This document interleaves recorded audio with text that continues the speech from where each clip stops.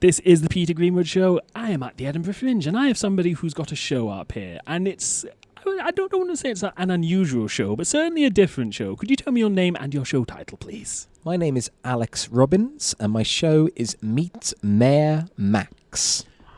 Who is Mayor Max? Mayor Max is a golden retriever. Of course he is. He's been the mayor of Idlewild in California for the last 14 years, and he was voted in, as you would expect, with $1 per vote. So the people in town voted, and the money all went towards the local animal shelter, the Animal Rescue Friends of Idlewild. Which is a lovely thought. It's a lovely Absolutely. thing. Like, let's help the animals. So how did you discover Mayor Max? I came across a documentary called The Mayor, which was made by one of the students at Idlewild Arts Academy, and it was put up to Vimeo when I saw it as like a entry to a short film contest or a documentary contest. You can still find it on YouTube. I'd really recommend watching it. And at the end of this, it sort of linked to the fact that Phyllis, the owner of Mayor Max, was inviting anyone to contact her if they had any questions. And I had a lot of questions. So I phoned her that day, and we had a lovely, lovely conversation. And I learnt so much about not just her dog, but her and the town and where it places itself in California and how it's grown over the years. Now, with a dog being in charge, how does that work? Well, he is, of course, the mayor of the town, and so he's there for store openings, events. He runs things at Halloween. For Christmas, the Christmas lights being turned on is a big event of the year. 4th of July is very big as well. And he's got all sorts, really. Anything you could think that you would have a mayor of a town going to, he's able to do. And he does so much for bringing people to the area, too, that he's become such a phenomenon around America that people do travel to come and see him, just to meet him. Which I gather you did. I did.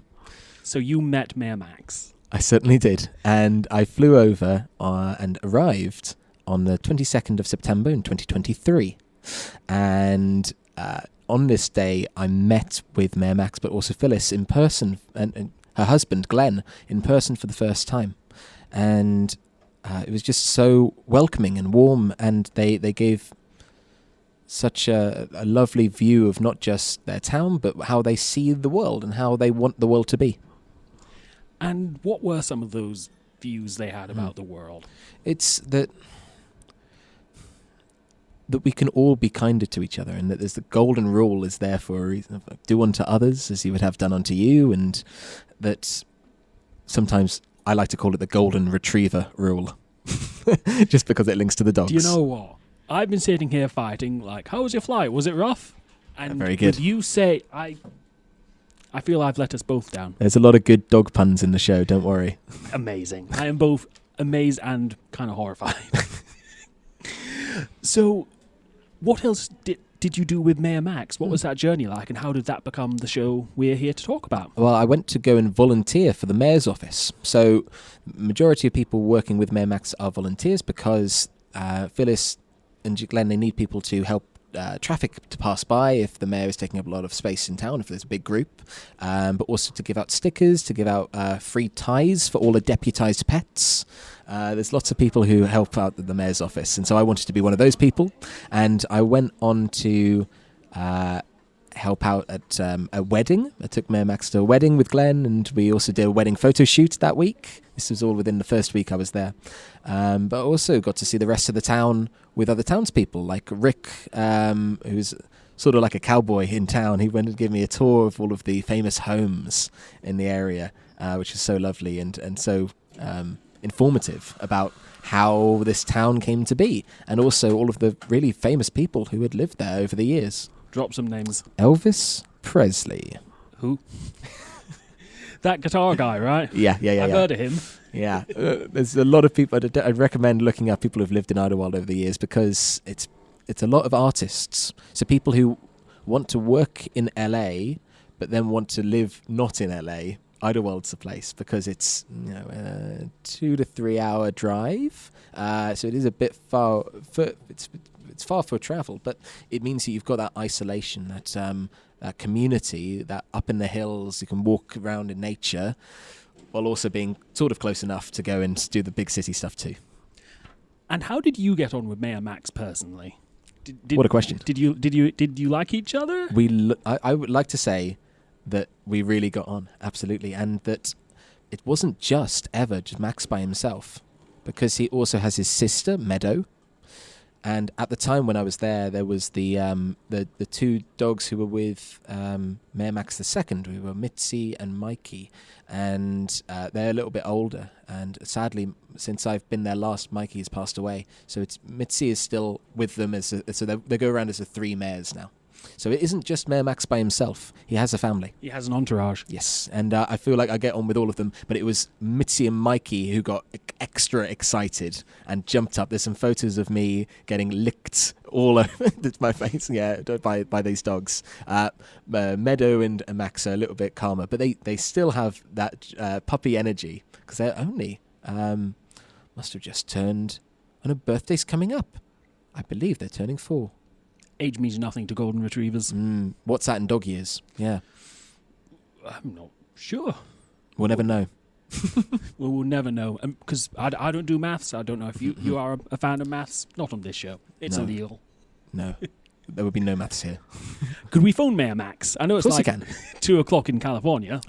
Yes, maybe someone will pick up. If you go onto the Mayor Max website, then you can find the email address and phone number to call Mayor Max in order to contact him like I did. And if you have any questions about him, if you would like to read through his calendars, I also really recommend that. There's a list of all of the calendars that Phyllis makes every year. And they've got some great information because they contain all of the activities he's done in that year.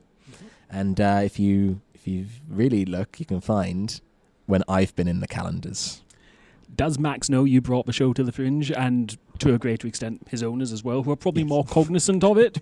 Yes, yeah. And they're so supportive, and they put really nice comments on all the reviews that come out and that sort of thing. So it's lovely to have that support. But I also, it's a spoiler for the show. I'll say it. If you'd like, we can cut it after.